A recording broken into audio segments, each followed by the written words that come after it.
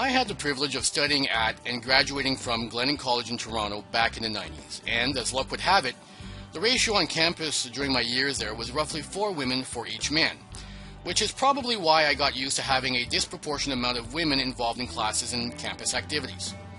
Fast forward to Timmins circa 2014, and I'm left to wonder why the ratio of men to women candidates and winners in our municipal elections is so disproportionate, leaning towards men.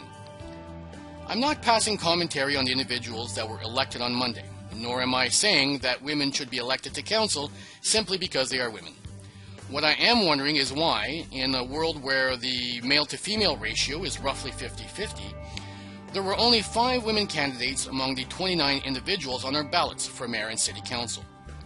In fact, in the past 30 years or so, there has been less than a handful of women that have been elected to council in Timmins. Is this because voters in our city tend to be older and have yet to warm up to the idea of women in politics, or is it simply a demographic quirk?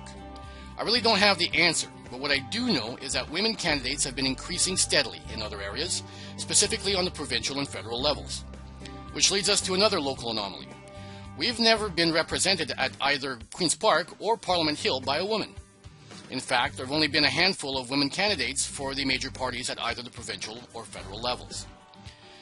The strange thing is that if one looks at the local landscape, many of the local organizations that have a political component to it, or that are arm's length from City Hall, are led by very capable and influential women. In fact, many of the committees and boards on which I've been a member have had a proportional representation of both men and women. So, what gives come election time? I don't pretend to have the answer, nor do I pretend to speak on behalf of the women in our community. So I'd love to hear what they think. My name is Frank Rock, and that's my 2 cents.